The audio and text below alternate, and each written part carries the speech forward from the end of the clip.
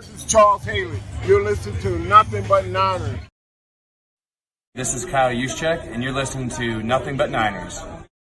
So now they've got to start from deep in their end of the field, and Garrison Hurst takes advantage of it. He takes the handoff, hits to his right, gets to the 20. He's at the 30. Needs to cut in. He comes back up the right sideline. Breaks a third tackle. Comes down to the 30. He's down to the 20. He's down to the 10. He's down to the 5. He's in the end zone. Touchdown! Touchdown! 49ers! 96-yard run from scrimmage. Garrison Hurst breaking tackle after tackle. Sweeps down the sideline. Throws off bodies like clothes after a marathon. Young, back to throw. In trouble, he's going to be sacked. No, gets away. He runs, gets away again, goes to the 40, gets away again, to the 35, cuts back at the 30, to the 20, the 50, the 10. He died. Touchdown, 49ers. Third down, Alex takes the snap. Alex looking down in post, and it's good. Touchdown! Touchdown, 49ers! It is second down. Ryan takes the snap, throws the slant to the left side. It's Russell, intercepted! The 49ers pick it, and Navarro Bowman is redemption! Navarro Bowman running it all the way for the touchdown! No greater redemption! The San Francisco 49ers, we can do whatever we want. Click, click, boom. What's going on, faithfuls? It's your boy Mike from Nothing But Niners Crew. And, guys, we are here for a light Christmas Eve episode right here, guys. Now, I was going to go live yesterday. Had a couple of things going around, some last-minute things to do. You know what I'm saying? Some doctor's appointments for myself. My mom, I was supposed to get my hair done. Had to not do that for me and take my mom somewhere and all that. But it is all good. We are here. We're going to have some fun, man. Let's put a little festive box around the screen or something like that. There we go. That's fall. They don't have anything for these holidays? They didn't do any updates? What's this? All right, we'll let that one rock, I guess. We'll let that slide for now. But, yeah, so we are here to have some fun, man. I want to hear from Kyle Shanahan. He spoke right after the game yesterday. On Monday. And then some of the players. Just want to go through some of that stuff and then see if we can even get any tidbits from the locker room, all right? So let's run through some formalities really quick, and then let's have some fun, all right? If it's your first time here on the YouTube page, we hope you guys enjoy the show, all right? So scrolling across the screen now are going to be your instructions. Hit that like button on the episode, subscribe, and then turn on your notifications so you know exactly where you're going live. Come and join the best party in the entire world. It's over at patreon.com/NB9ERS. Give us a follow on some of our social media platforms. We have Snapchat and X. Those handles are Nothing But 9. ERS, it's the number 9, Nothing But 9, ERS. And then give us a follow on Facebook, Instagram, and Twitch. Those handles are Nothing But Niners. That is spelled all the way out. If you're on IG, it is the Nothing But Niners with underscores in between the words, all right? I'm your host with the most people call me Mike. Some people call me Pain in the Ass. It's all good. It depends on just what side of the bed I woke up on that day, I guess. I don't really know. But I am Mike Andrews, 83. That is my X handle. If you guys want to follow me over there, you feel free to do so. I'm not on there a lot, but it's all good, man. All right? So let's have some fun, man. We're going to break down the pressers from the players after the game. We're going to hear from Kyle Shanahan first because he has the important one there. Kyle breaks down what exactly the injury report was, and then he reflects on just how the team played overall. All right? I jump in from time to time. If it's your first time here, don't worry, man. You'll see how it goes. You'll see how it goes, all right? And I promise you're going to want to tell somebody else about it later on, all right? Let's go ahead and get to it. Ladies and gentlemen, Kyle Shanahan, with no further ado. All right. All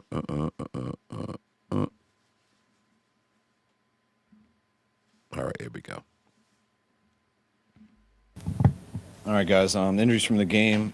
Kittle had an ankle, did not return. Tatum zinged his ankle. He ended up coming back. And Sky Moore was evaluated for concussion and got cleared.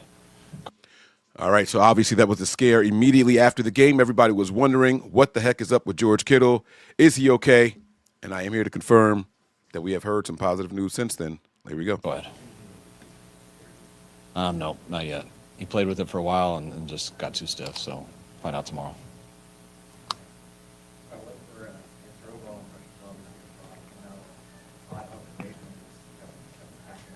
Yeah, he did awesome, man. Played really well. Got on him for a couple he missed. But it was pretty close to perfect game, so he did a hell of a job.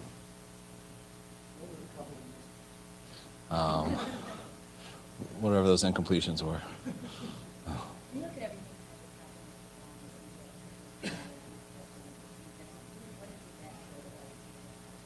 Juwan's been huge. I mean, the way he stepped it up last year.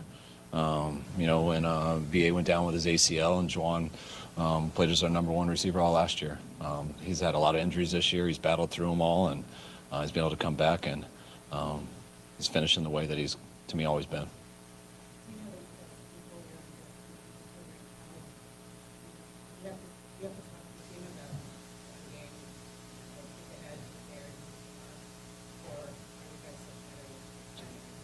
I think both. I mean, last night was the first time I mentioned anything about that, just because we got in the playoffs last night. I told him all year I don't want to talk about that, and but last night we got in, so I was able to talk about that. And when you know you're in the playoffs, that then you shift your goals next, and that's trying to make the playoffs the best situation we can possibly do. So we'd love to try to play a home game with Levi's, and we knew the only way to do that was to win tonight versus the Colts, and we got that done, and now we got elected to do that versus Chicago.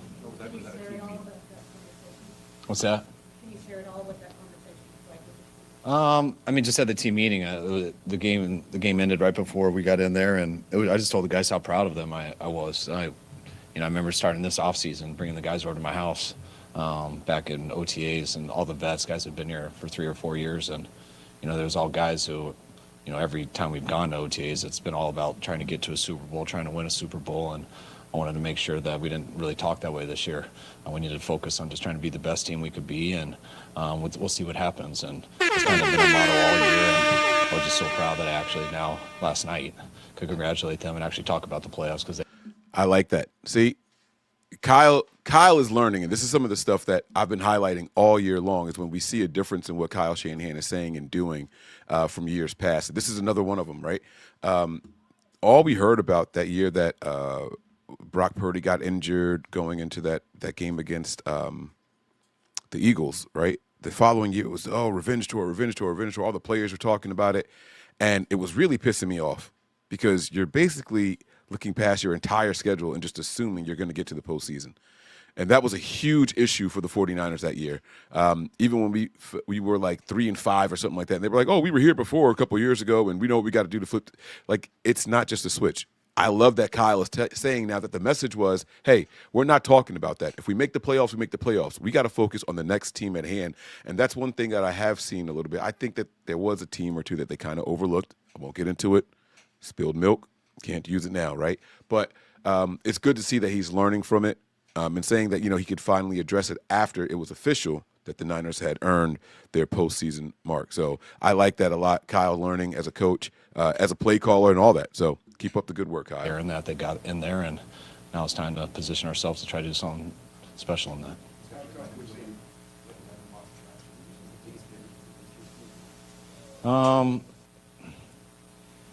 I mean, each team's so different. Each game's so different, but we had so much turnover this year. So we do have a ton of new guys. We have a ton of guys who have been here who have stepped it up. I don't think we've dropped any games that we should have won. I think we've been able to stay consistent throughout the year, and I think we came in with the mindset just taking it one game at a time and trying to get better throughout the year. And I think we have. I think we did today, and it's important that we continue that. What are your impressions of Rivers? Yeah, he's unbelievable. He looks like I remember. The ball always goes to the right spot. He lets it go as fast as anyone. Can understand almost every coverage you're in. He got them into so many good plays today, and the ball was coming out, and he's amazing.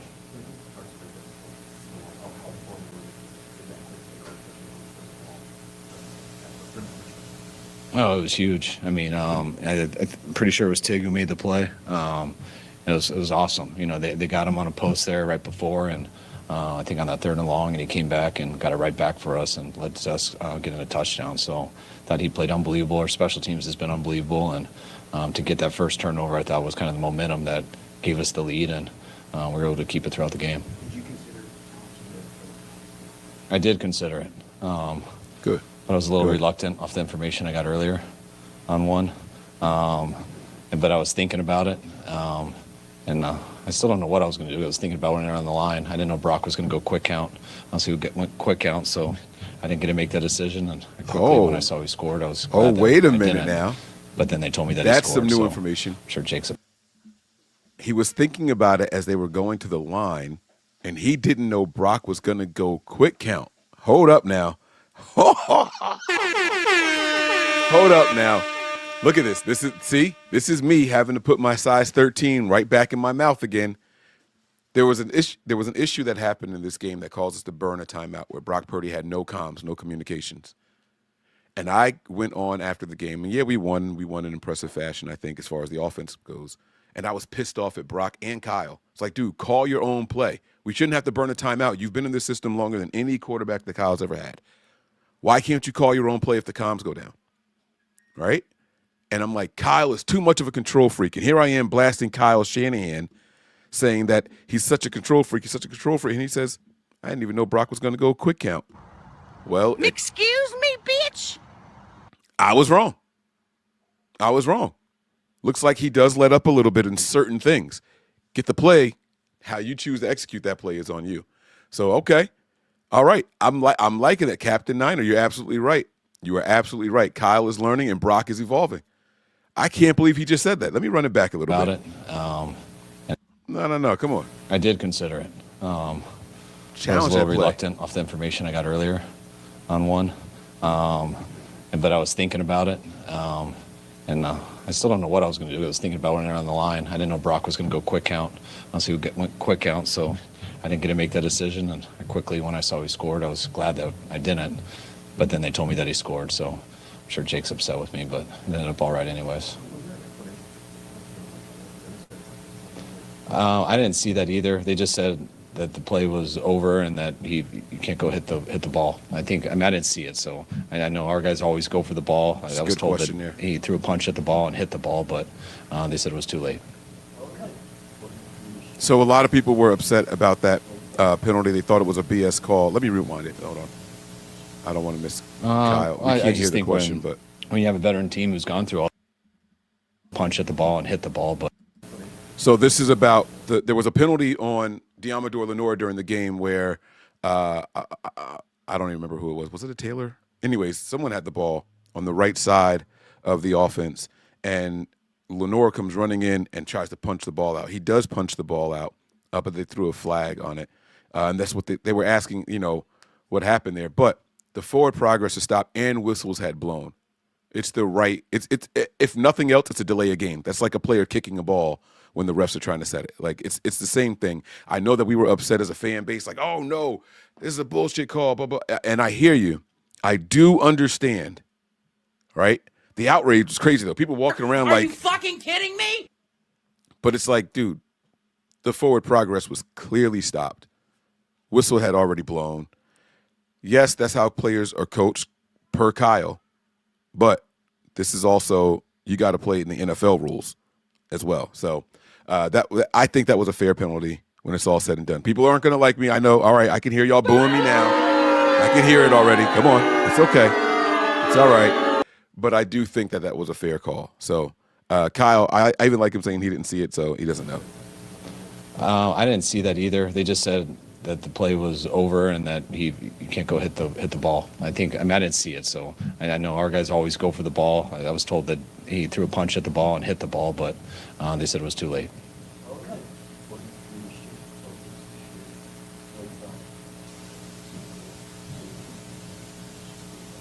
I just think when you have a veteran team who's gone through all that stuff, and since 19, when you come up short in the Super Bowl, like that's all you want to do when you come back. And 20 is talk about that, and things don't go well, and it makes it a really tough year. But then going to the NFC Championship or the Super Bowl the next 4 years, or 3 out of the next 4, that's just all you can focus on. And especially.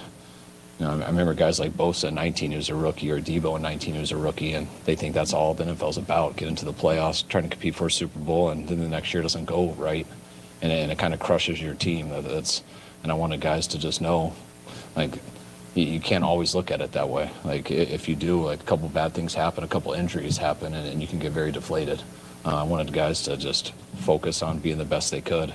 And when you've spent your whole time in the league, like guys like Brock and stuff, that every year you're in there, you're going to the NFC Championship or something.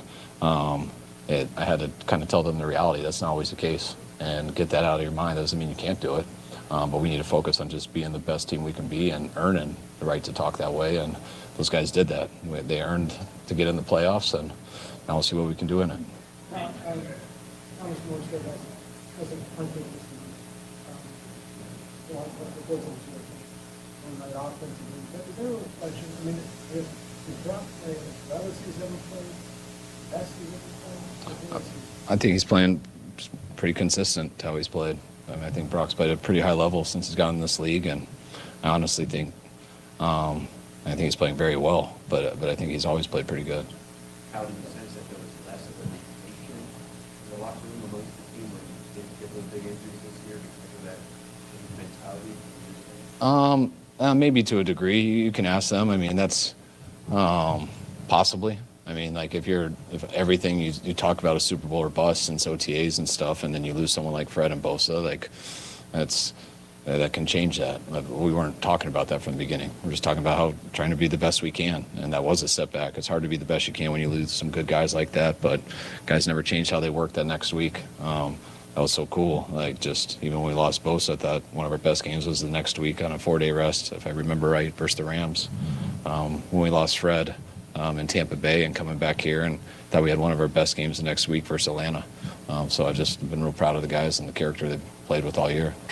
How challenging was it for your defense? You feel like that better as the game went on? Yeah, I do. I thought we played a little bit more man in the second half. You know, anytime, I don't remember what it was exactly, but I think it was like a 3rd and 7, a 3rd and 16, maybe a 3rd and 10. You know, Rivers, you got to slow down. He was hot, and then they made those big 3rd downs, which you're going to get blown out if that keeps happening. And I thought in the second half we tightened up, played a little bit more man, did a real good job in that, made some stops in the red zone. And, they didn't run it a ton, but when they did run it, we shut it down. So I'm very proud of the guys with that. See, that right there makes me feel good, Kyle. I like that a lot. I mean, it started out ugly, and I was thinking the whole time, man, this is going to be a freaking shootout, and it's going to come down to which quarterback messes up first. Now, Phillip Rivers coming back, he's going to give you at least one pick, right? Like it's just, old man Rivers. There's going to be times where if he has to press, that's the thing. In a shootout, he might not be pressing, but if he has to press, if they're trying to come back from multiple scores down, he's going to press a little bit. Maybe he does some of those things that we've accused Purdy of doing in the past, where it's like you physically can't do what you mentally want to do with the ball, right? And we kind of saw that at the end with that pick 6 there. Rivers just needed a little bit more zip on that ball to get it in there, but Winters heard the check, and we'll get to that later on. But I like what he was saying that, in the second half, they played more man. And that was my big critique and criticism at halftime. It's like we're playing a lot of zone. I don't know if this was on the halftime show that I said that or if it was in the group text, but they were like, Mike, they're playing man. They're playing man. I'm like, all right. I'm not going to argue. I'm not the X's and O's guy, but yeah, Kyle's kind of confirming it here. I thought we played a little bit more man in the second half. Anytime, I don't remember what it was exactly, but I think it was like a 3rd and 7, a 3rd and 16, maybe a 3rd and 10. Rivers, you got to slow down. He was hot, and then they made those big 3rd downs, which you're going to get blown out if that keeps happening. And I thought in the second half we tightened up, played a little bit more man, did a real good job in that, made some stops in the red zone, and they didn't run it a ton, but when they did run it, we shut it down. So I was real proud of the guys with that.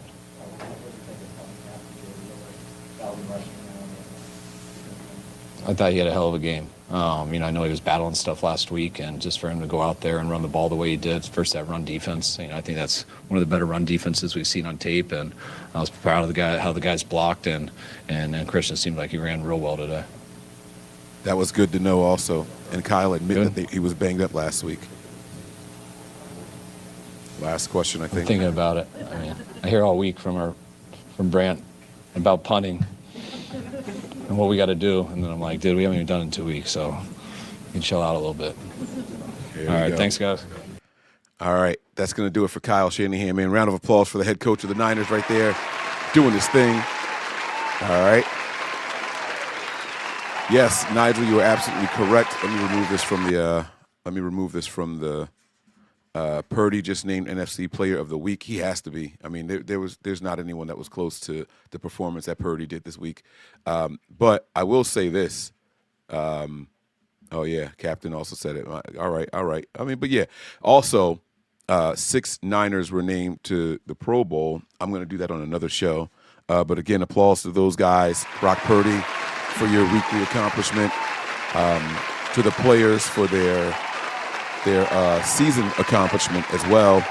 Kudos to those Niner players, man. I love seeing that. All right. Next up, we're going to have the players now. Now, this is their podium pressers. This is not going to be the locker room yet. I will get to the locker room after this, though, okay?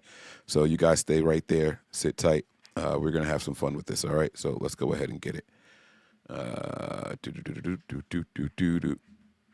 Okay. Here we go, baby. Congratulations. But how fun was that to throw 5 touchdowns passes to the Yeah, it was cool.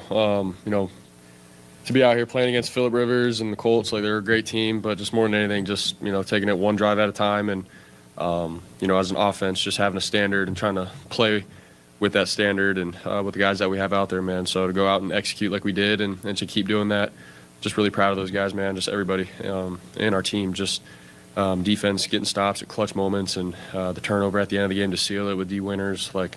Just feels good to to play together as a team and win on the road, tough environment. Monday Night Football, Phillip Rivers, like they got some momentum over there and stuff. So just a huge win for us.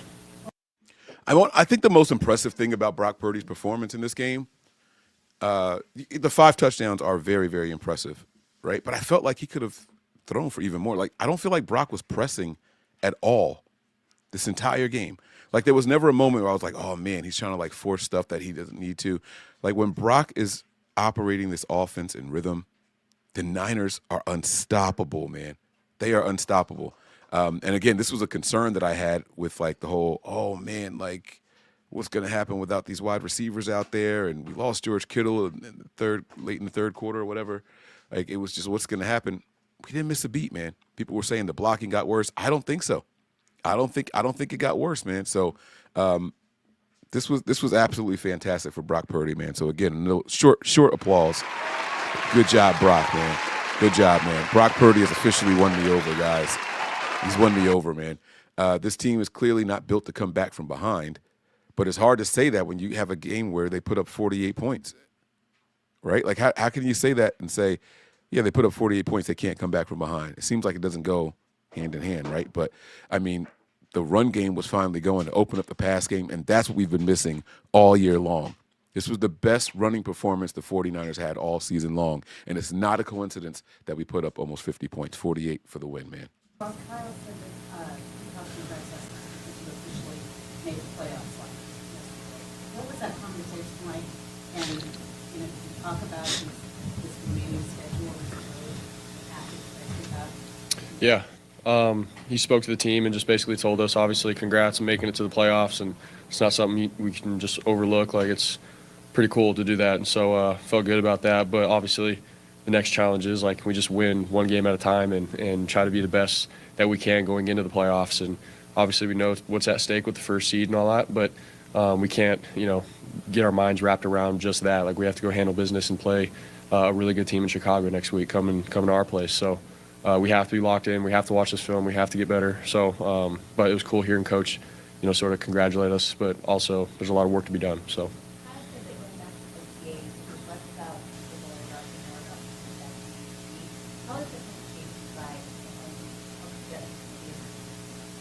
Yeah, I think that was, awesome that he did that, because the last couple of years, the culture and the teams that we've had, that was a realistic goal to go attack the first seed, go make it deep into the playoffs, go make it to the Super Bowl, win it. Like, those are great goals and realistic. This year, I think it was just really cool for him to understand our team, where we're at, and, the turnover and all that kind of thing, and being real with the older guys that have been here, and the challenge of, hey man, like, we got to win some gritty games, early in the year, in the middle of the season, and then late in the year, and see where we're at when it's all said and done. So I think it's just been really cool, because that's been our mindset. Like, we just take it 1 week at a time. We haven't been getting wrapped up in the playoff picture or anything like that. And then, once we just handle business 1 week at a time, we're sitting in a good spot. So that's just really good coaching on his part, and you can see his experience coaching and stuff to be able to relay that to all the guys. Sorry if you can ask something similar. You've had some big series of games before, but you have a stretch like this on the line. Do you feel like I'm great watching you on this show. Is there anything different that you're No, man, I think it's just putting pressure on myself. Every drive before I go out there, like, hey, man, like, go out. It's one play at a time. Every play has a life of its own, but put pressure on yourself to be detailed, do the fundamentals right, and it's like living in that kind of mindset rather than trying to make stuff up or just say, hey, let's get into a rhythm here. It's like actually take action in that. So that's been my mindset, and then obviously to be able to win games like we have and put a streak together, it's great and all, but we don't get wrapped up in that. Like, we have to legit watch the film, get better, and go blue collar, win it the next week. That's our mindset.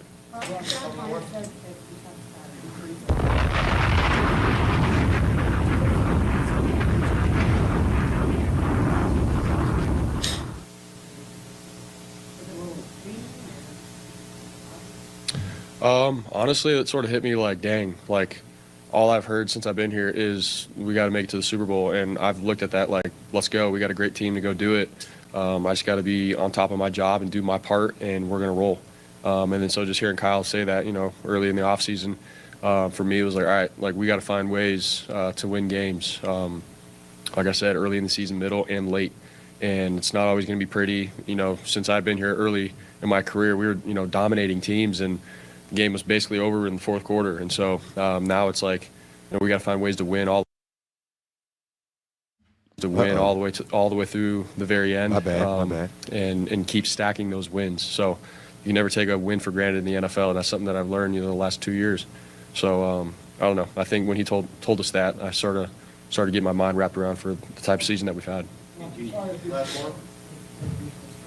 2 years ago, Monday night, against Lamar, and you said you had too much. But there was a lot of build-up. I don't know. A little bit different. I mean, have you grown, I guess, in that way? I mean, Greg, right? Like, just in that part of the game mentally and Yeah, I would say so.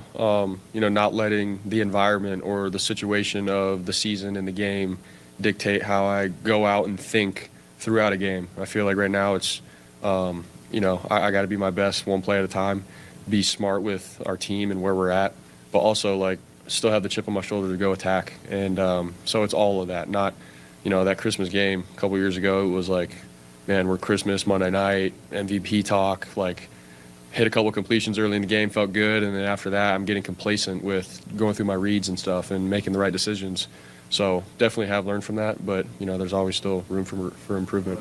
Brock, now that you clinched the playoff spot, can you guys talk about trying to win a Super Bowl now, and kind of focusing on what special season this could be on the stretch?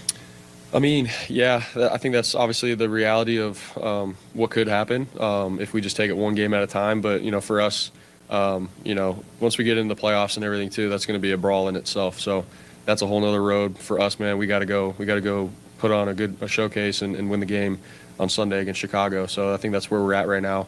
We got to watch this film, get better from it. But, more than anything, it's how can we be our best going into playoffs? You want to play good football going into the tournament. So. I like that question, right? You got Kyle saying that we have not been focused on the postseason or Super Bowl and all that, and Brock saying the same thing, like, all right, Kyle changed it, He said when he first got here, it was Super Bowl or bust, basically, is what the team's mindset was going into the season. Kyle took that focus away, but let's be honest, now that you guys have locked up a place and you can possibly win out and get the number 1 seed overall, blah, blah, blah, blah, blah, are you thinking about it? Any player who says no, they haven't thought about it, I'm going to tell you guys that they're lying. They're absolutely lying. But now that you have it clinched, it's gonna be on your mind. It is. And Brock said a key word here: complacent. You can't become complacent at this point now. Now you still have to focus. You still have to have that same mindset that you had from the start of the season, one game at a time. Let's go out there. We're gonna win some ugly games. We're gonna have some nice games also along the way. But we have to stay consistent and not be complacent. So I absolutely love that, man. Like that honesty. You're good, Brant Scott. you're not sitting on the sideline and looking at those numbers, but he starts with like, sometimes, look at the 2 guys, any party to like, this is Yeah, I mean, obviously, when we watched like the What It Takes film earlier in the week, like even the game against Seattle, like Phillip Rivers is going through his reads. He's moving the ball, like smart with the ball. Physically, obviously, it was like you could see that he needed to get a little bit more, just more on his throws or whatnot in certain instances. But outside of that, man, he's playing quarterback at a high level, like making decisions and stuff. So when I saw him doing that the first couple drives, I was like, I mean, that's a Hall of Fame quarterback right there, like going through his reads and making you pay. So for me, it was how can we go and be our best on offense every drive and go, the beginning of the drive to go score. Like that was our mindset every drive. So especially when you're going against a guy like Phillip Rivers. Thanks, guys. All right, next up is George Kittle. Howdy. Oh, Ugly sweater winner, officially. How we doing? Pretty excited. We won Monday Night Football on the road. It is after 12 already. Can't wait to get on the plane and go home.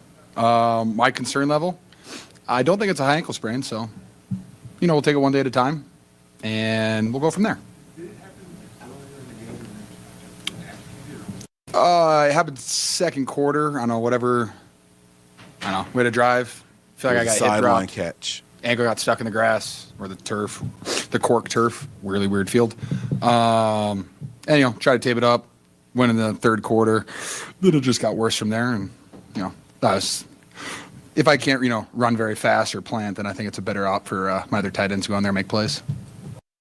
So this is a lot of people are wondering if they're going to review this play as a hip drop tackle and all that. And we have seen it happen against the 49ers in particular. Last week's win, there was a hip drop tackle that did not draw a penalty, but that did draw fines from the NFL. George is saying that he thinks that that's what happened to him. I went back and watched the play, and I could see the argument for both sides, if I'm being honest. It was a little bit of a bang-bang thing. I'm not mad that the officials did not throw the flag at the time, but I also would not be surprised if there was a penalty on it later on. Yeah, Shulong, you're absolutely right. It happened to Ricky the previous game on Kyle's birthday. So, it's things like that. That one was obvious. I think Ricky's was way more obvious. This one was Kittle heading to the sideline. Actually, I believe it was the same sideline, believe it or not, the left sideline, the left of the offense that had happened. And Kittle tried to battle through it. And then there was a play later on in the third, early in the third quarter where Kittle, you could watch that same left ankle kind of get caught up. And that's when he hobbled off the field, and they were like, uh-oh, yeah, something's up with Kittle. But he's saying that it was aggravated earlier. So the good news is that the reports have come out. It's been confirmed that it is not a high ankle sprain. If it was a high ankle sprain, I doubt Kittle would have been able to come back in and play into the third quarter at all. So the fact that he was able to do that is something positive. So, here's the happy healing and good health for Kittle. Let's go.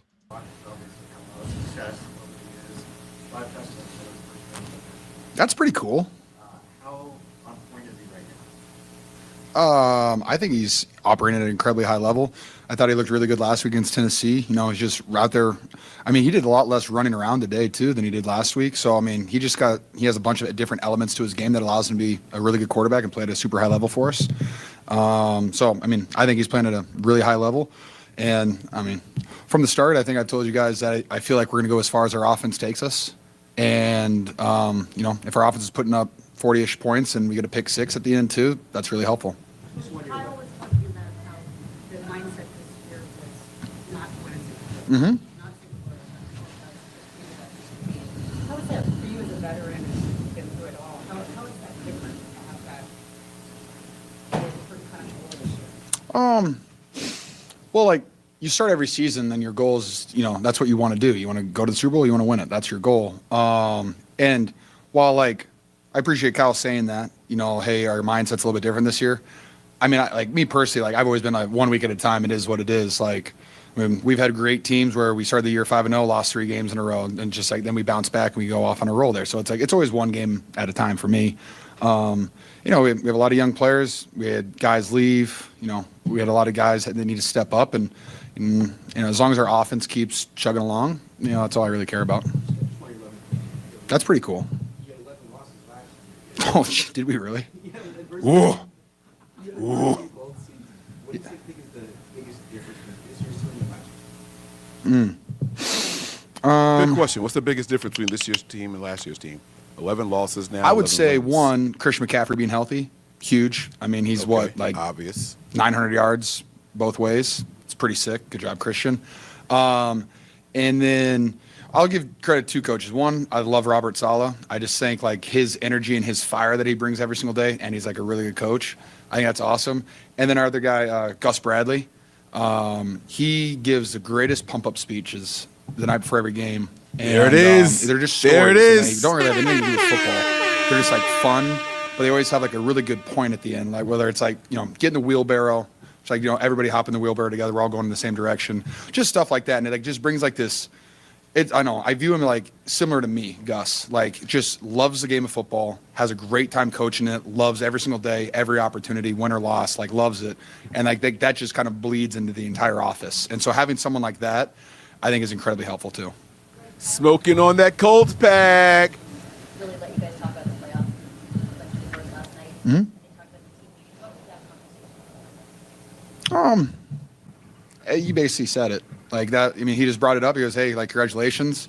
Like we can kind of think about it. We can kind of talk about it. Like all of our focus is on Monday night, obviously, but congratulations to you guys. And we're in the driver's seat, which is a crazy concept for us, but at this time.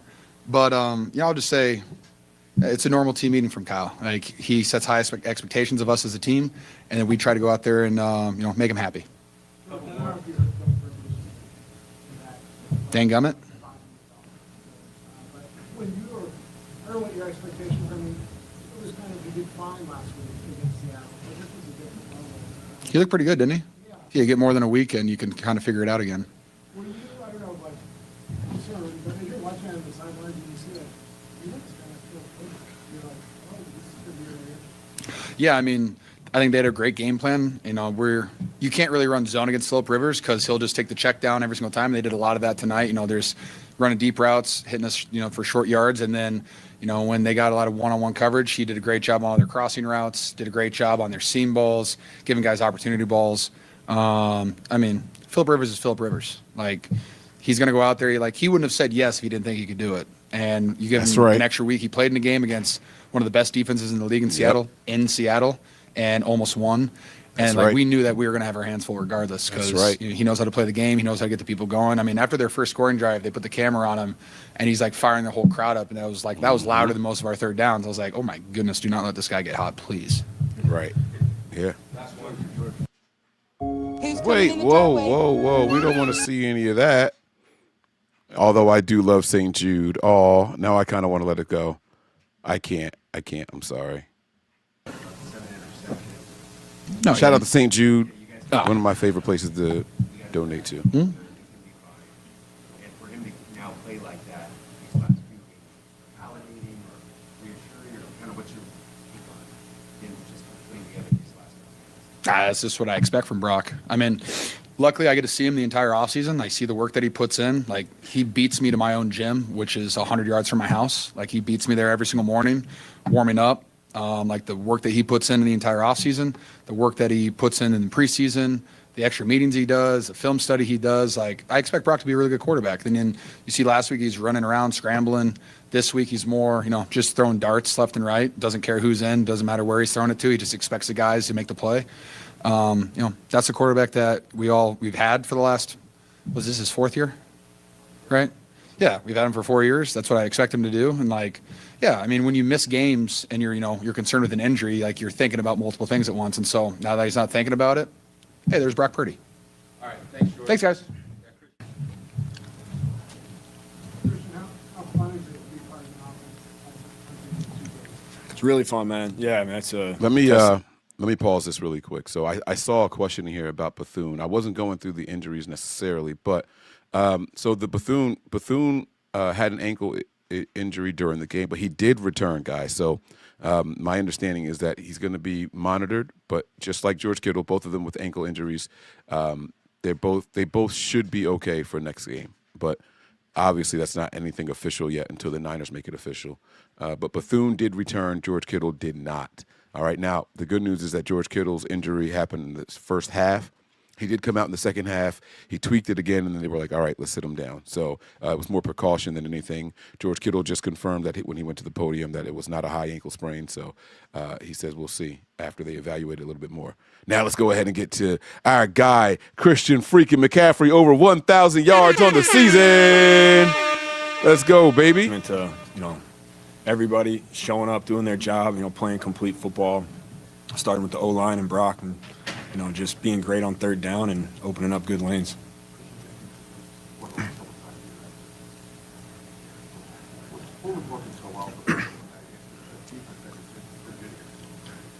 I mean, those guys up front did a hell of a job all day. Coaches did a great job scheming it up, and they blocked their asses off all day, and so, made our job easy.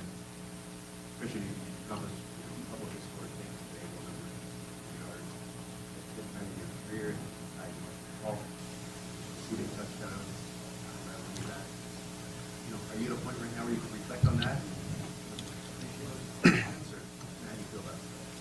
Yeah, I mean, that stuff's awesome, man. I mean, you don't play the game for that stuff. You play the game because you love football, and you love playing with your teammates and going out there and competing. But anytime you hear stuff like that, it is cool. I don't take it for granted, and to be mentioned with guys like that's a huge honor for me.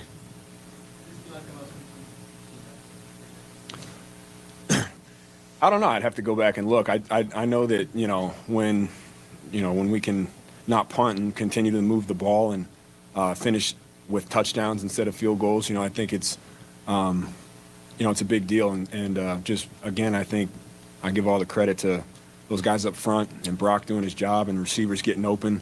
I think that's really when that's rolling and Brock's doing his thing and the O-line is doing what they're doing. It's a fun offense to be a part of because we have the staff that can scheme things up.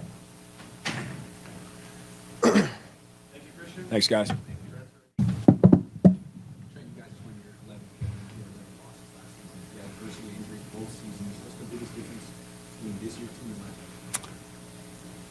I mean, it's a good question. I just think, there's a lot of things were going on last year. So I think it was a lot deeper than just having a team together, So,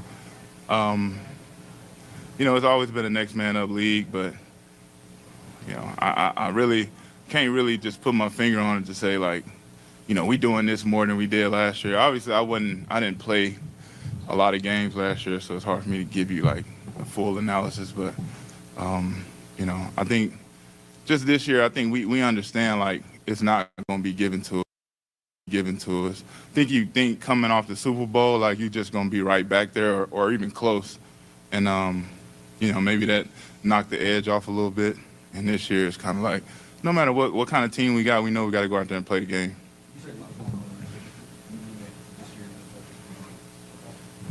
No, I'm just saying it was just a lot. Like I said, we had the Super Bowl loss. I myself wasn't at camp. Just a lot going on.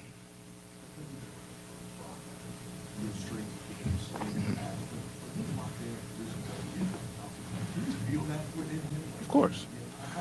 Yeah, I mean, just, when you're in that huddle, it's only one voice speaking, right? And you got 10 grown men staring at you. And, you can't fool grown men, right? And the confidence Talk your shit, that he Trent. has in that huddle, no matter what phase Talk of your the shit, game, Trent. Those long play calls, just getting everybody where they need to be. Come on. I mean, he from A to Z, he does it at a really high level. Yes, sir. And, I say it all the time. He's a godsend, man, for us to get him where we got him. And obviously he's getting what he deserves now, but, you can't even tell he's still the same guy. Still the same guy from his rookie year. And he's just a baller, man. All right, let me answer this question really quick before I get too far away from the Christian McCaffrey thing. Niner Faithful 8080 says here, do you want to see CMC be the first player to get 1,000 rushing, 1,000 receiving, or not force it? All right, so just a couple of corrections on you here. One, CMC has done that already. He did it in 2019 with the Carolina Panthers, making him the second player to do so. And the first was our very own Roger Craig. Roger Craig did it before. Roger Craig actually has 2 seasons now, hear me out, with 2,000 all-purpose yards, but he didn't hit the receiving mark that year. It was like 800 something, but he had over 1,200 rushing. So he's done it He's only done it once with the 1K and 1K. Roger Craig. CMC did it in 2019 with the Panthers. This will be his second time, making him the only player to do it twice officially. All right, so that's what's on the line here. He needs 151 receiving yards now. He's already over the 1,000-yard mark for rushing. He's at 1039 right now. He's at 949. I'm sorry, 849. He's at 849 receiving, so he needs 151. And I do think that it's possible that he can get it. Do I want to see him do it? Sure, but not if it's going to be forced. All right, so that's what I got for you guys. Back to big man Trent. They also talk about how it's a little bit for a veteran like you, was it a different mindset or I mean, you play the game to win a Super Bowl, right? There's no second place, there's no third place, there's no consolation prize. So I think every team feels like if we can't win the Super Bowl, it's like there's no way I can call this season a success. Do I call it a bust? And I wouldn't call it a bust. I think that's a harsh term. But the goal is to compete for a Super Bowl. And, you know, if you're not doing that, then I don't think you can say that you accomplished the goals you set out to.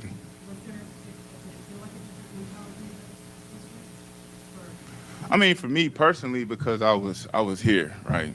Last year, it's hard for me to put my finger on it because I was away. But this year, you know, like I said, I think it was just we knew that, like, we had the team that can compete, but we knew it wasn't going to be one of those things we just walked through everybody how we did in 23. We knew that we was going to have to, you know, ride together a little bit tighter. We was going to have to, you know, play a little harder. And he was going to have to, you know, we're going to have to make plays. Big-time players making big-time money was going to have to make plays. It wasn't going to be a season where we can defer to anybody, right? You gotta have your best players playing their best. So I think that's the difference. But like I said, it's hard for me to tell you that wasn't the case last year because I wasn't here. Having been through playoffs in both ways, where you're low seed and trying to play on the road, and also how important is it for you guys? It's really important. It's important. It's not end all be all, but it's definitely important. You know, we got 2 playoff teams coming up, so I'm just more excited to see how we match up. Can we continue to play the football that we're proud of, the football that we played tonight? You know, because it's a great chance that we could see one of those 2 teams in the playoffs as well. So, you know, I'm not really the number 1 seed. Obviously, it's a path to that, but it's not the number 1 thing in our mind right now, especially not mine. I just think we need to get to the point where we're playing the football that we know can win football games. See, when I say it, they be like, Mike, you tripping. We getting that number 1 seed. We got to get it. We got to get it. We got to get it. And Trent's like, yeah, it's cool and all, but we just got to get to the postseason and try to get to the playoffs, man. If it's number 1 seed or not, it don't make a difference, man. This is what I'm talking about. We as fans, we hyper-focus on, we want to be the best. We want to get the number 1 seed, right? Y'all want that number 1 seed so you can brag. We were the best team in the NFC, right? Like, that's what it is.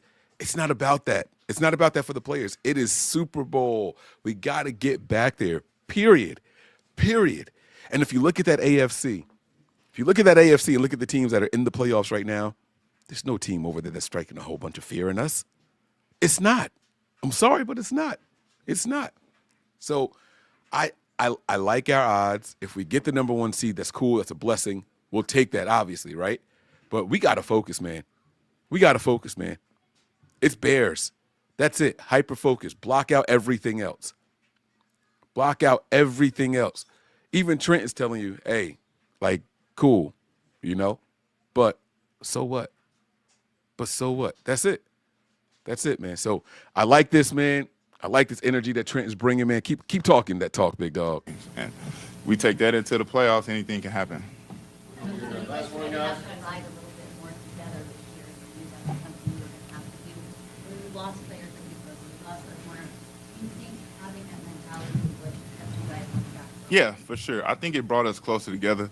You know, but I'd be lying to tell you that it didn't affect us. It affected us. It affected everybody. Seeing your leader, the best linebacker in the game, on the ground, hearing that, you know, one of your other leaders, Nick Bosa, one of the best DNs in the league, has torn his ACL. It's really hard to take that and just say, all right, next man up, you know.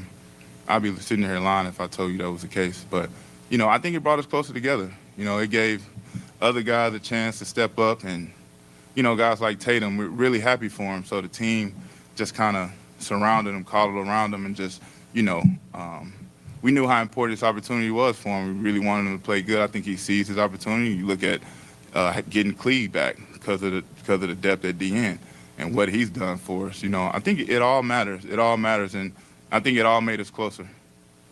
He's right here. All right. I think this is the last one. This is D. Winters, and then we're going to go to the locker room segment real quick. Yeah, you know, Salah brought us to the sideline and was pretty much just saying, stop panicking. And, you know, we are young at defense, and, you know, we have all the confidence in the world. And so, Salah, like I said, Salah just pulled us aside and kind of just told us, like, let's play our brand of football. And, you know, I think once we got settled in and kind of got the 3 and out, that's when, you know, guys start to build momentum and, you know, we won the game. This is giving me heavy Easy E vibes right now. He's just missing sunglasses and a Jerry curl coming out the back of that joint, bro. This is cruising down the city in my. All right, never mind. Let me stop. Never mind.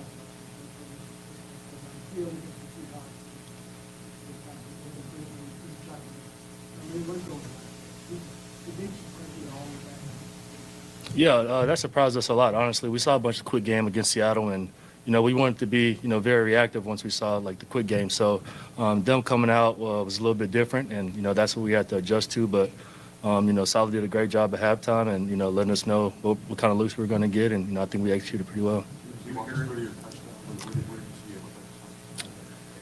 Yeah, the drive previously, I kind of heard a check, and they kind of ran a little spot route the same way they did on the interception, and I kind of just heard the check, and I was like, man, I'm just about to just try to trust my instincts right here and make a play, and, you know, it came up huge for us.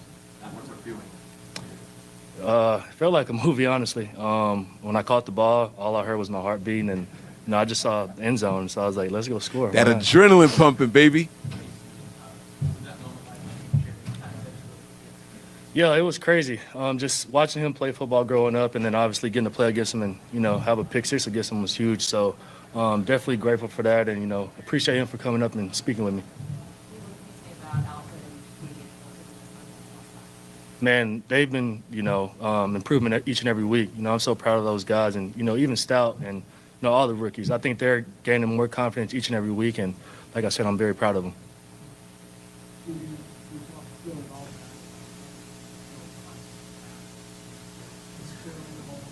No, not really, honestly. It was my first career pick, so, you know, I'm definitely going to enjoy that one. But, so, yeah. Imagine your first pick going all the way back to the house, man. That's fire, bro. Honestly, like, I don't even I know. hope he got that ball. I was just You like, better have it. All right, this is real. So, you know, like I said, Salah did a great job preparing us, and, you know, I think we executed it on all levels. And you know, there's some things we got to clean up, but overall, I think we did pretty well. Not a lot of playoff experience. Mm-hmm. Honestly, I think we just need to focus on, you know, the remaining schedule. The playoffs going to come, obviously, but, you know, I think our main focus is just to go 1-0 next week and, you know, go from there.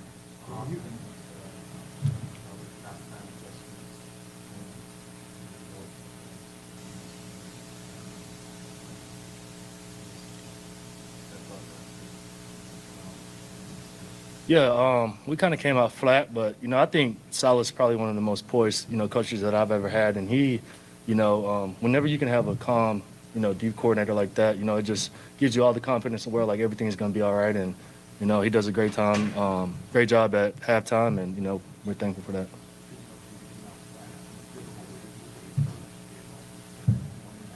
Yeah.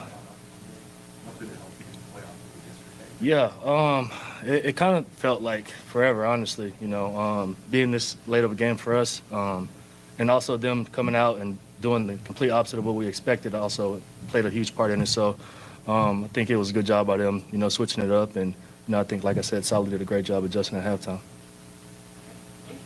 Thank you.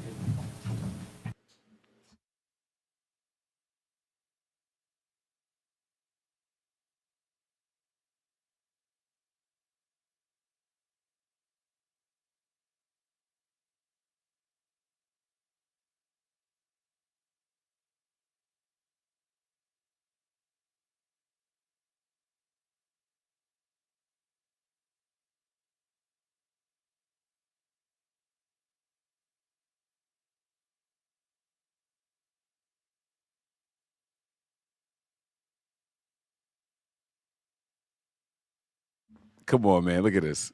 Look at this. Y'all telling me that's not what we saw? Huh? Look at that. That's the vibe I was getting that whole time he was up there, bro. It's all good. It's all good. All right. Let's go ahead and get to these locker room joints, man. All right. We're going to start with Kendrick Bourne. Let's get him up here now. All right. KB. $500,000. Woo! Not on the first one, which you thought it was going to be, but then you still got it. It's embarrassing. No, it was embarrassing. I let the ball down. I thought I caught it, but I just got to focus. I low-key was celebrating, straight up. I was excited, so got to calm down, the jitters. So shout out Brock, he got me the second one, but you a vet, bro. You can't do that. Yeah, focus, come on, man. Catch it through the ground. I definitely caught it, but then I just kind of let it go, trying to celebrate. So it just got to focus. But then you finally got it. Then I finally got it. So all my receivers, I told them to give them some money. They've been excited, so they've been rooting for me. So I'm gonna give them some money on Monday. I mean Tuesday, tomorrow. He's giving you a tough time for not getting your 1 yard. Yeah. He's a troll. He's been trolling me. That's my guy in New England. So being over here, he be on me. But he's like, you couldn't get 1 yard. The whole team was on me. Kyle was on me. Hank. But see, this is the issue, right? So you're looking at it now, and it's like, all right, I got a $500K bonus. I told my receivers I'm gonna give them all some money, and I hear that, and that sounds good. But he earned the bonus in Indianapolis.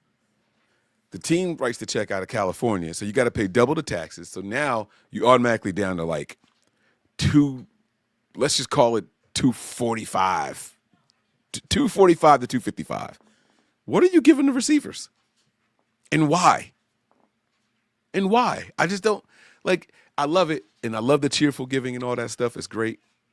He's got some more incentives in there he could still reach, though. There's a $750,000 bonus that he could turn that into instead of the $500,000 bonus. But I don't know, man. You break it down too much, and you walking away with $100,000 out of your $500,000. It's nuts. The tax is gonna take more of it than what you actually bring home anyway. So just be careful out there, KB, man. Got to be careful with the promises you make to the people. But I am glad that he got it. it's been fun. The guys support me. They troll me too when I'm done get it, but we got it. Thank God. What do you say about Brock's performance today? Brock's performance was great. 5 touchdowns. Only thing I think about is I dropped the ball. I hate that. I made him throw an interception. He was having a perfect game. And glad he took ownership. Going back and forth. He's like, no, I could have hit you. I was like, no, I dropped it. So that relationship. And that's what I like to hear too.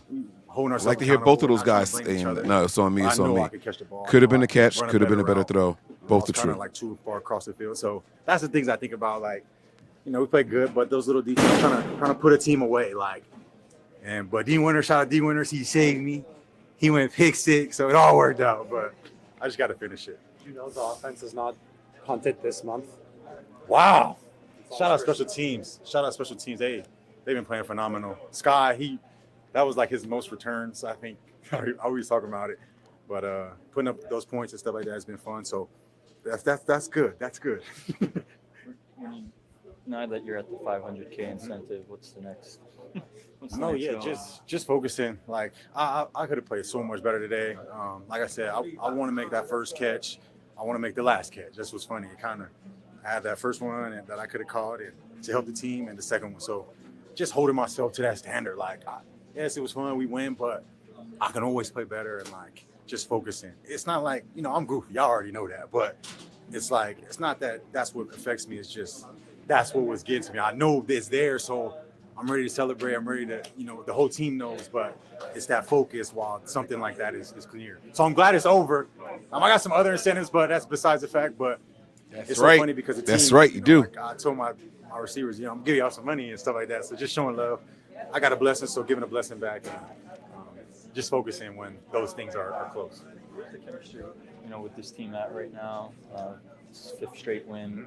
Seems to be clicking at the right time. Yeah, it's powerful. I think it's Brock. Brock is he's playing at a high level, and he's our leader, and he's playing like it. And the way he's holding it down and making the right reads is it's crazy, and I'm glad to be part of it. You made the playoffs. We were watching it last night at the hotel, and it was fun. So that last play was crazy. They talked about it for 10 minutes. They called OPI, so we were all celebrating. It good team bond. Our culture, we're going to be a warrior mentality. We're going to be good people off All the right, field. so but we we're ain't going to get backing that y'all out of for- here. Stop that. Next up, we got CJ West. All right. We're going to bring CJ West to the stage now. Ladies and gentlemen, you ready? If you're not, too bad. Here we go.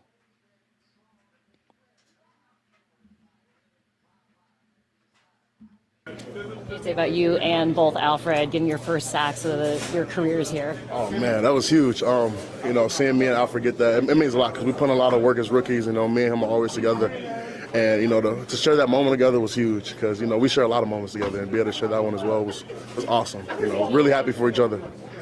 Definitely made sure to come up and congratulate you. Yeah, no, I did the same thing for him as well. Like I was the first person when he got there, I was the first person to be there to celebrate with him because I know he deserves it. He deserves everything. So it was awesome to be able to see that. What adjustments did you guys make? It was a little tough going up against Philip Rivers at first. Yeah, I mean, he's a great quarterback. You know, he does what he needs to do, gets the ball out on time. I mean, when he throws the ball, it looks like it's in the perfect spot every single time. So, you know, really our goal is just to make him feel uncomfortable, get middle pressure, get in his face a little bit. So it's a little blurry, you know, his reads are a little blurry and stuff. So, you know, that was a goal, and that's what we, you know, ended up doing. Alfred said it was almost a little bit of surreal going up against Philip Rivers, Yeah, someone that he definitely watched. Yeah. You know, watching him growing up as a kid, and I mean, well, he retired 5 years ago, so I'm like, I'd never get to play against him. But actually being able to do it and see him face to face, it's a pretty cool moment. Can't lie. Man, make some noise. First sack for CJ West against a future, some people say Hall of Famer. I don't know if I'm putting Philip Rivers in the Hall of Fame, if I'm being completely honest with y'all. But whatever. I'm not doing it. But definitely a guy that's got a name, a reputation, and a known winner in the NFL, and Philip Rivers. So kudos to him, man. Very, very good job by him. All right. Next up, we're going to have this is going to be let me see, which one do I want to do? Nah, she mentioned Alfred. I like this. I'm going to go receiver, defensive lineman. Let's go back to receiver again. Y'all, we're going to have KB here. Not KB, I'm sorry, Jawan Jennings. So here we go. Let's do Jawan Jennings. Jawan, first of all, you psyched out that fan with the football. Was that planned or just for the moment? All right, so Jawan Jennings has this bad guy around the league mentality going on these last 4 weeks, right? It's getting into it with different players and all that stuff. Players saying that they don't respect him as a man and they're going to hit him in his jaw and they better not catch him outside and blah, blah, blah, blah. And he's kind of embracing that, right? So then he gets he gets the touchdown and he goes up and he goes hand the ball to the young lady and she's like, oh, yeah. And he snatches it back and he runs away. So that's what they're asking about right here. Let's see why he did it. I know why he did it, but let's see why he did it. That was just for the moment. It felt kind of right to do. She didn't have on any 49ers gear, so that's what she got. You guys just got your 11th win. You had 11 losses last year. What's the biggest difference between this year's team and last year's team? Oh, man, it's football. It's football. I think you had to go watch the film to see. Brock was just slinging it today. I mean, how many different people got touchdowns? Wasn't it like 5 different people? Yeah, it was definitely a Christmas Eve night. 4 different I would people, say, 5 touchdowns. for sure. How much confidence does this team have right now? Tons. The same confidence that we had each and every week. Going back to Grant, even last year, same confidence. Just gotta be able to just stack this and move forward. Kyle was talking about this year the shift from let's get to the Super Bowl to let's just be the best that we can. How has that mentality helped this team? Every day is just grind it out week. We got a short week coming up, and now we worry about the Bears that quick. Just grind it out. How much do you enjoy seeing Kendrick get that extra bonus in his contract? Oh yeah, we love it. We love money. We love it's money talk. It's money talk. It's a money grab, man. I love it, man. Happy for KB. Energy he brings, for him to come back. It meant a lot, honestly, because I wanted to play with KB. So it means a lot, man. To still see him bringing the same sunshine he does each and every day. Happy for him. All right, y'all got to give me a second to do my thing here, man. They just asked him how he feels about KB getting that bonus, y'all. He said all the right things. It's money time. Do y'all think that he means it? I don't know if y'all remember how the season started, but my man was holding out, not showing up to camp, wanted some new money in his contract and all that. Do y'all think that this man is happy that KB got that money. I don't think he cares. I don't think he's mad about it. But, I mean, y'all don't think that he's thinking to himself, why not me? Where's my bonus? Where's my incentives? I mean, it's not over yet. He's still got some incentives, from my understanding, that he can earn in his contract. But this was a question I don't think I would have asked him, knowing how the season started. How much do you enjoy seeing Kendrick get that extra bonus in his contract? Oh yeah, we love it. He We love smiled it, immediately, man. so We love it's maybe money he is talk. It's happy money for talk. It's a money grab, man. I love it, man. Happy for KB. Energy he brings, for him to come back. It meant a lot, honestly, because I wanted to play with KB. So it means a lot, man. To still see him bringing the same sunshine he does each and every day. Happy for him. In that first catch, almost had it, and then it was called back. So kind of a little roller coaster emotionally for him. Yeah, it was, and he bounced back quickly, and don't expect anything less from him. After all you guys have been through this season, to have a chance at the 1 seed with 2 games to play, how impressive is it that you guys are just being able to grind it out week after week? Let's go, let's go. You know what I'm saying? Turn me up, man. Turn me up. It's just that's the type that turn me up, man. You know what I'm saying? So to come out, we gotta finish it. We gotta finish it. It's like making a good crossover and not hitting a 3. You gotta finish it. You seem to pride yourself on contested catches. Do you enjoy that? I enjoy it all. Even times when it might not look like I'm enjoying it. It's all about the love of the sport. So I enjoy every bit of it. A couple more for JJ. This offense hasn't punted this month. What does it say that you guys have caught your stride at this stage of the season? I say it's just a testament to the offense believing in what coaches preaches, and week in and week out, and just going out taking the practice to the game field. Yesterday was kind of crazy how you got in the playoffs. Were you guys all watching together as a team that Lions Steelers game? Nah, we was preparing for this game, so yeah, didn't have much time. Yeah. Thanks, JJ. Appreciate y'all. Thanks, JJ. Appreciate y'all. All Have a good night. Now we Merry have, Christmas. Alfred Collins come up really quick, y'all. You want to be a warrior mentality? No, y'all don't get that off. No ads on my channel, baby. All right, here we go. Alfred Collins, man. Like I said, receiver, D-line, receiver, D-line. Here we go. Alfred Collins, man. Let's go. NFL sack. Take us through it. Come on, baby. I blacked out, but, just very happy, I was able to do that for my team. And, first of many. And CJ both. I mean, what are you gonna say about you guys? Just a testament to our hard work and, our team, my teammates, D-line, pushing us, our coaches, everybody, pushing us to, be better and stuff. So, I just really offer them. A little bit tougher start. Phillip Rivers was having a good first couple drives. What did you guys do to adjust? Oh, we just, stuck to the plan. We fixed what we needed to fix and, continue to play.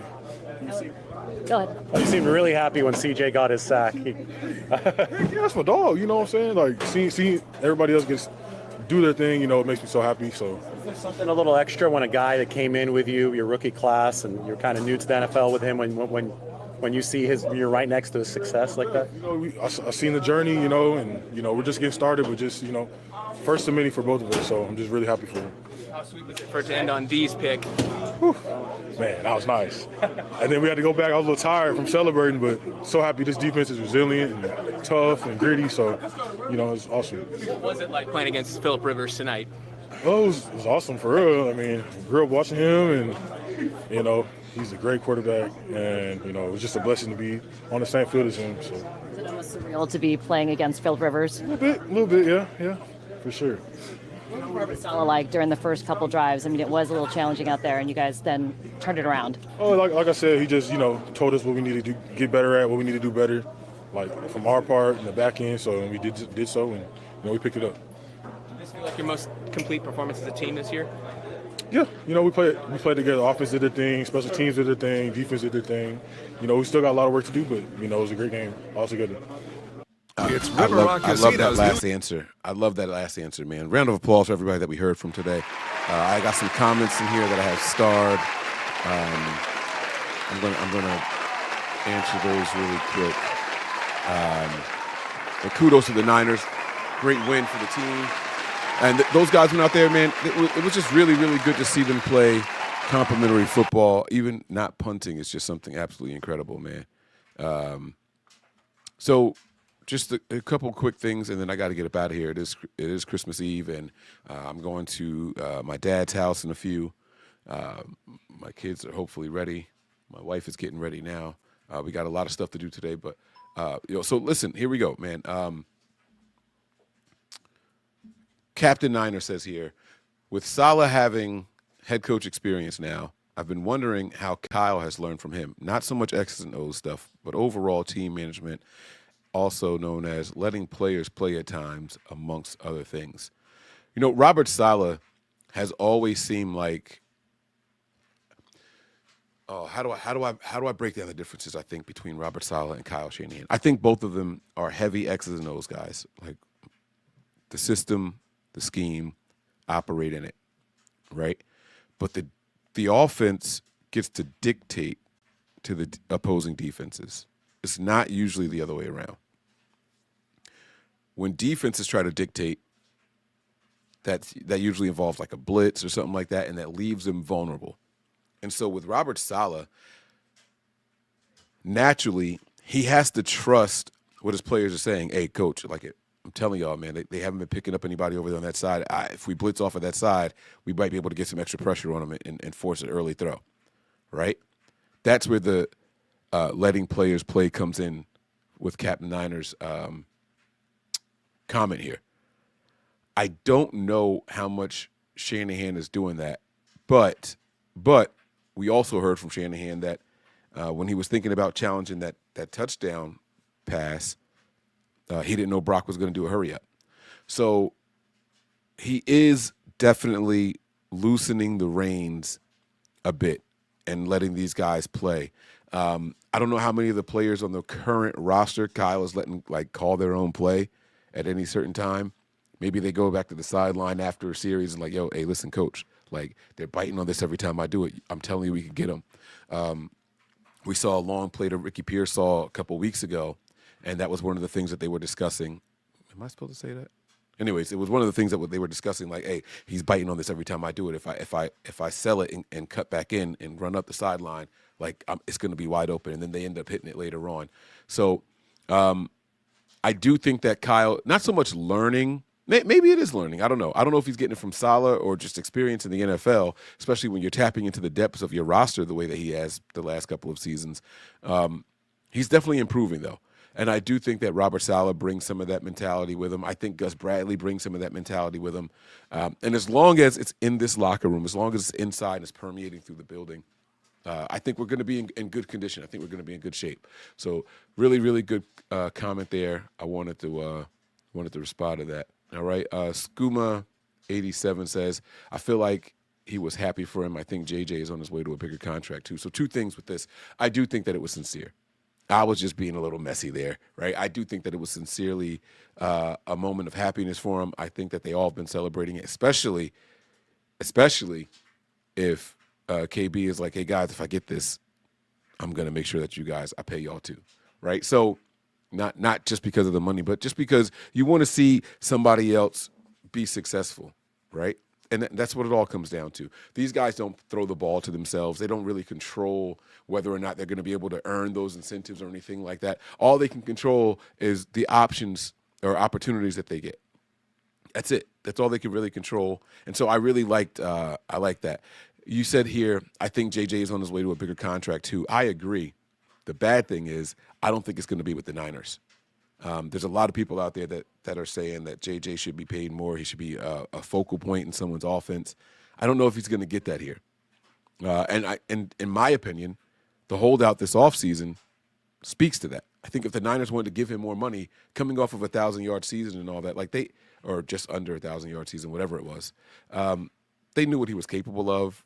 They knew where he was and what he could do for this team, and they still chose not to. That tells me that he is due for a bigger contract. I think they respect it. That's why they didn't try to give him some little slap on the wrist. Here's a 3-year deal for $24 million or anything like that. I don't think they tried to do anything like that. I think that they feel that he's earned a little bit more, but I also think that they feel that he's not going to get that here, just with the way they value him. Not that they don't value him, but he's just not going to be a focal point here. All right. And while we're on Juwan Jennings, Niner Faithful 8080 says here that Richard Sherman says that he likes that Juwan Jennings is embracing the villain role. I do too. I'll be honest with you. I do too. And here's the reason. I can't tell you the last time a team won a Super Bowl and they didn't have a villain on the team. There wasn't somebody I just didn't want to see win it, right? It's like, oh man, like I hate this team. Like, right, even when the Eagles did it, you go back to the Patrick Mahomes and the Chiefs, and it's people out there that don't like that the Chiefs get the official help and all that stuff, and they never call the false start on the passing plays and all that, right? Like there's a whole bunch there has to be this villain aspect to it, right? It can't be all choir boys entering the building, we're gonna win. Like you can't do that, right? That's not how that's not fun. That's not football. We need a bad guy. We need somebody that people don't like. And for a split second, for a small portion of this season, I actually saw Fred Warner getting some of that hate. I saw a lot of videos coming out. This was like week 4, maybe-ish, around week 4, week 5, a week or two before the injury. I saw a lot of people saying that Fred Warner's a dirty player. People don't know he's a dirty player. He's a dirty player. And then all the clips that I saw was him throwing the peanut punch at the ball. And I'm like, you guys think that he's trying to punch players? Like, is that why? But hey, whatever villain arc you got to create, I'm with it, man. So I do like that happening for Juwan Jennings, and I do like him embracing it. I mean, it is what it is. Just don't do anything to go out there and get in physical fights. That's all I'm worried about. Let it be from the national media. Let it be from rumblings in between the whistles and in between the white. But make sure it doesn't spill out beyond there. I'm all for that kind of action. Niner Faithful did say and confirm that JJ, if he hits 600 receiving yards, he gets another $600,000. Yeah, I knew that he had. I knew that he had incentives in his contract and the way they restructured everything. So. And the last comment here is you hear Santa Clara PD investigating BA speeding video. I did see it, and I couldn't care less, if I'm being completely honest with you. If they investigated, great. I've never received a ticket for something that no one clocked. A speeding camera didn't get. I've gotten speeding camera tickets before. Like there's certain parts of Philly that you drive through, certain roads. They have the cameras out there, and if you're going over a certain speed, they mail you the ticket. I've received those.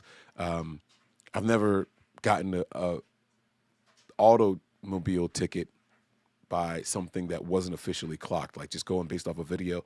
That's going to be tough to prove in court. He can argue that the video was altered. There's just so much. I think they're kind of wasting their time with that. So, but like I said, I couldn't possibly care less. Give him a ticket. So, he's not going to care about that, right? Like, don't give him a ticket. So, it doesn't change anything. It's just, it's a little silly. And you talk about a villain arc. Holy shit, man, did everybody turn on Brandon Ayuk? I mean, that's the villain from within. I mean, it's the craziest thing I've ever seen. So, it's all good, man. All right, guys, listen, I got to get up out of here. I love and appreciate each and every one of you guys. Thank you all for rocking with us throughout this entire episode, man. Be sure to join the Patreon page as well, patreon.com/NB9ERS. That's where you guys get a lot of bonus stuff. I'll probably do some recording later on today. And it'll be uploads to the Patreon page. So shout out to everybody over there and all the different tiers. You guys know I break up how you guys receive those videos based off of the tiers and all that stuff. All right. Happy holidays to everybody out there. Merry Christmas if you celebrate. Kwanzaa, Hanukkah, all that good stuff, man. Whatever it is that you guys are doing, man, you guys just be safe out there. Spread love, spread joy, and find some peace. All right, those are my final words for you guys. All right, that's gonna do it for this episode. All right, you guys be safe out there. I'm gonna go out there and have some fun. I'm ready to eat, man. I heard what's on the menu for today, y'all. I am ready to throw down. Do you hear me? I am ready to grub a dub. You hear it? So I'm really psyched. I'm really psyched. All right. Let me see here. Was there anything else? Any other comments in here that I need to get to? Yeah. Oh, my man, first-time viewer, man. Okay, let's make some noise for that right there. I like that. I appreciate that, Scoot. Thank you, man. And or thank you, person. I don't know if it's male or female. No offense. I'm sorry about that. But yeah, so let's have some fun, man. And hopefully you're back for more, man. If it's your first time here, like I say at the beginning of the episode, if you like it, subscribe, and turn on those notifications so you know when we're going live. Oh, man, you guys are popping them in here now. All right, hold on. I don't want to ignore anybody. What's your take on Nick Martin? Well, I mean, he's on IR now for the concussion, so maybe we get him back for the postseason. We got to see what happens. We got to see. I'm not quite sure. I haven't seen enough of him on the field to give you anything conclusive. Way too early to call anybody a bust. Also way too early to say this guy's going to be a future Pro Bowler. We just got to wait and see. we got to wait and see how it plays out. All right. Yes, happy holidays to all the fans. Merry Christmas. So far, I haven't had anything to eat today, but we're going to my dad's house. My stepmom is Ecuadorian. She throws down in the kitchen. I bought a ham. There's going to be a ham there. We're going to have a bunch of Spanish food, some pollo guisado and all that. Oh, man, I just can't wait. I can't wait. I'm hoping that my dad did some ribs in addition to the ham. Oh, man, I'm going to be tore up. Oh, I can't wait. I can't wait. Hopefully the next time you guys see me, I'm sitting back rubbing my belly. All right, you know what I'm saying? So it's going to be a good one, man. It's going to be a good one. Let me get a plate. You got to come and get one, man. Come on, man. My stepmom, man, she is welcoming to all. I tell her, hey, Mom, I got a couple friends coming over. She's like, the more the merrier. She doesn't hesitate. She doesn't hate at all. She is going to welcome everybody with open arms. And that's just how we are as a family. That's how we are as a faithful family, too, man. We're welcoming to all. All right, even the haters. Even the haters. So that's going to do it, man. I appreciate you all. I'm getting up out of here, man. Prepare for glory, anticipate pain, but always, and I mean always, remain faithful. Peace.